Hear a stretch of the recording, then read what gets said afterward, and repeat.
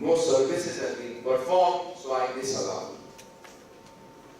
And as far as referral fees were concerned, it believed that there was reasonable evidence and therefore it was allowed.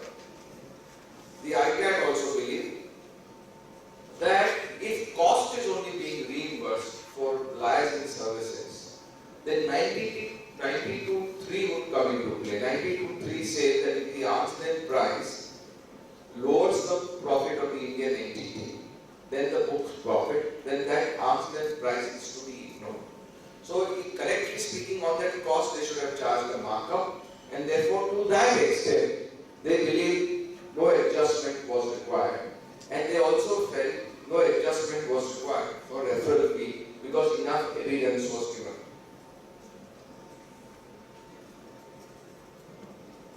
But the High Court has now brought in a couple of issues or principles which I believe are debatable and critical.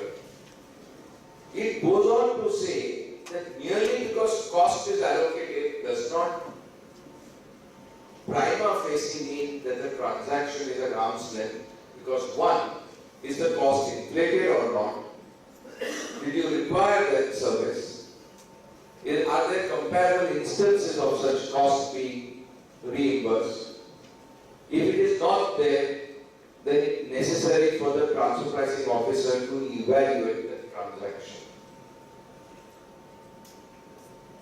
Because it's a transaction between related parties. So there is an extra burden of proof which has been cast by this judgment. We have to be careful. As far as referral fee was concerned, it said that the AO disallowed the referral fee after acceptance by the TPO, and that action is correct because the TPO only evaluates price, but the legal aspect, whether benefit is received, service rendered or not, is in the realm of section 37(1). So there is a controversy now on this particular aspect, and therefore based on this they gave back the file to the transfer pricing officer. And it goes on to say that the jurisdiction under 37 is different from 92 CA, and therefore AO and TPO both have a role to play. This is critical, friends, because what is happening is that now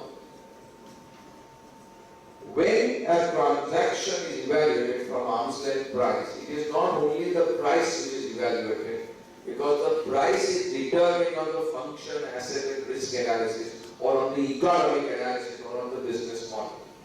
So therefore, in reality, when the price is evaluated from 92 perspective, it's not only the price of the transaction, it's not a transaction-based analysis, it's a business analysis. And that is why you have rules of comparability, rules of choice of the most appropriate method, rules of FAR, Rule 10b(2) and others.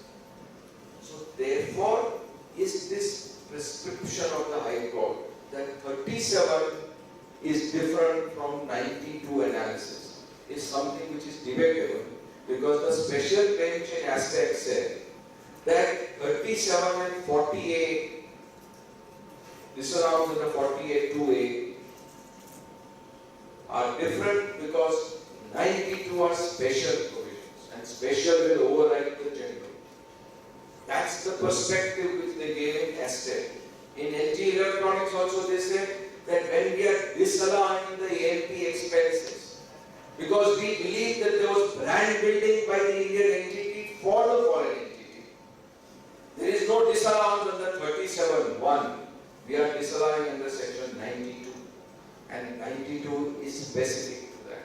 So like that, there are other cases which say that 92 analysis encompasses all analysis for the allowability of that expenditure, and it is not restricted to the disallowance under 37, the general disallowance under 37 or 48. So this, I think, is the disconnect of this decision.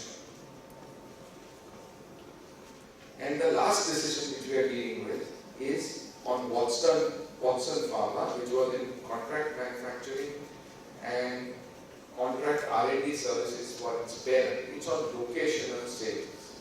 And this seems to be a topic which is gathering momentum across the globe. And what is locational savings? So therefore, this decision tends to say that the transfer pricing officer believe that when the foreign entity offshore certain processes of its business like manufacturing or R&D, the value which is created by India is to be recognized from the perspective of the value creation in the complete value chain and not only from the perspective of the return that it gets on its total operating cost. Because the value that is created by India is much more than the markup that it receives on the cost, and therefore that value which is leveraged by the parent entity, part of it has to be brought back to India. So there is some amount of economic and thought and transfer pricing literature on this perspective. Does our law allow that? And the tribunal correctly said no. Why? One, the evaluation that has been done by the assessee of the comparables are independent comparables operating in the marketplace under the same economic conditions as that of the subsidiary. There is no monopolistic trend which is embedded in the transaction of the subsidiary. And therefore, you cannot differentiate the business model of the tested party, that is the Indian subsidiary, from the comparables who are also operating in the marketplace under similar conditions, under similar economic factors, using the same factors of production. And therefore, in essence, actually speaking, if at all there was some value created, that value would need to be passed on to the consumer by way of probably lower price because of competition. Because offshoring a decade back was an alternative, today it's a given on the table. It's like this, that if particular processes can be done in countries which have ample labor with the requisite skills of manufacturing, R&D, any skills, if you don't leverage upon them, you will have to close shop because your competitors will do the same. So merely making adjustment on the basis of some articles which are available on transfer pricing literature without there being anything in law, can you break open the business model to find out that value? So the very fact that offshoring takes place, that the risk is on the principal entity, and I think the most important principle which is not come out completely is that if there is any savings which are there, which are embedded in the offshoring, gets competed away, because for an example, if the entity were to offshore at $20 an hour for particular work, and there are third parties who are willing to do it at $15, then that $20 cannot sustain the market, and it will have to get competed away. And ultimately, all savings get competed away at the local level because there is a huge competition for work, and people will be willing to work at rates which may be different. And therefore, when you use comparables of that local entity, of that particular economic condition, and if the markup that it is received is reasonable, then there is no further addition that can be made on the basis of locational savings. This was the conclusion.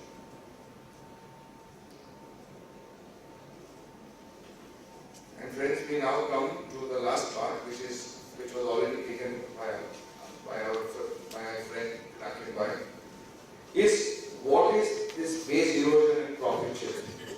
So as he explained, there are various action plans, and these action plans are nothing else but to try and protect the tax base of countries, because now developed countries are finding that in all cases where there is mobility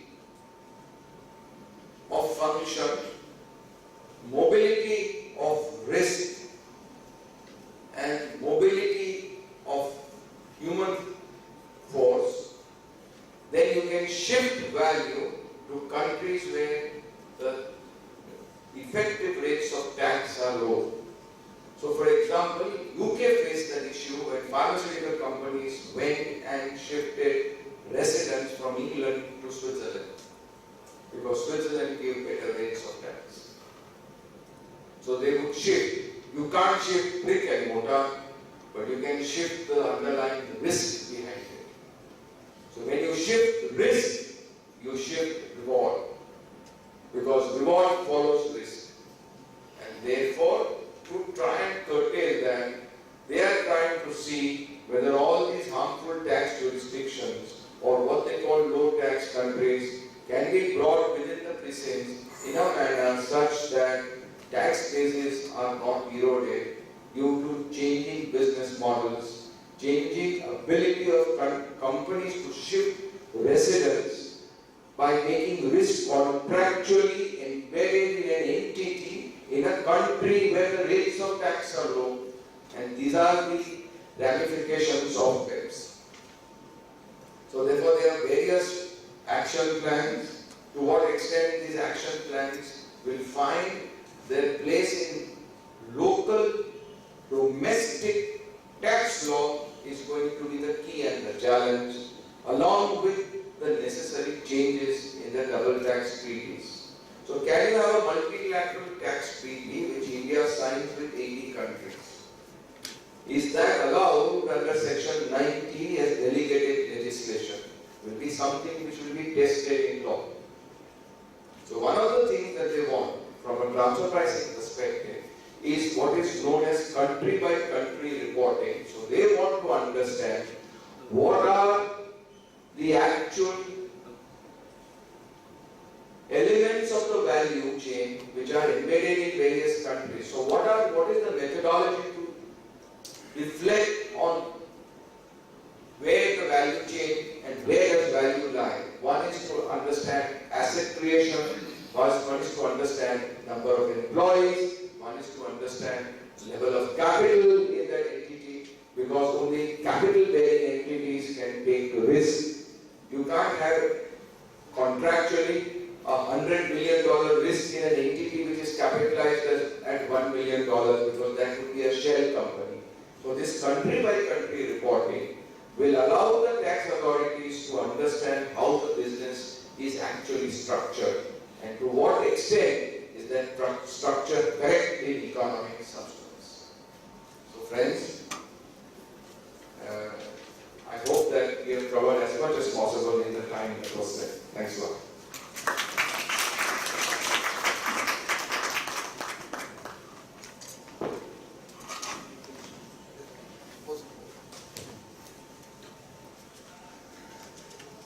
Friends, I'm sure you will agree that even after, I think, almost 14 years of transfer pricing regulations being present in India, some of the recent judgments are still grappling with the fundamental issues.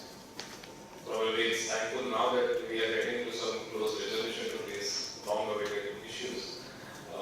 And I'm sure that we could have no one better than Mr. Crispy to address us on these issues. In fact, some of the decisions will, he has taken us beyond what we have read from the decisions and given us a perspective which only somebody with his experience would have done so. We thank you, sir, for taking us through all these issues and elaborating on what the future we await in transfer pricing. Friends, Mr. Risky, that's a particular now for the chamber. Today being Valentine's Day, I think we should express our gratitude to him by a vote of thanks. Sir, thank you, sir. Friends, we, in the interest of time, will break for only 5 minutes. Request if everyone can bring whatever they need for cups inside the hall. Then we continue the next session in the of 5 minutes. Thank you.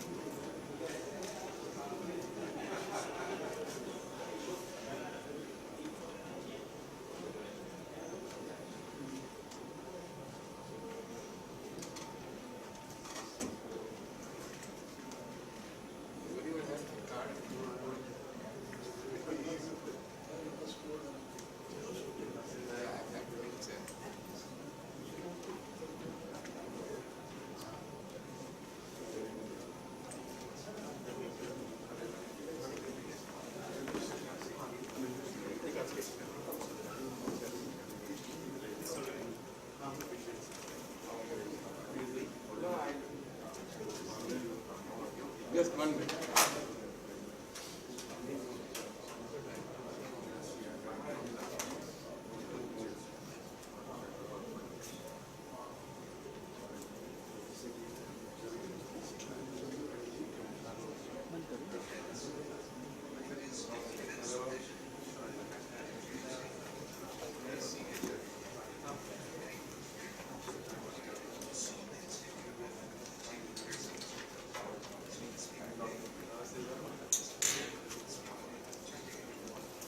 As usual, always great. Always great with the speech of Commander. I love it. You refer to section 4. 4 overriding the text.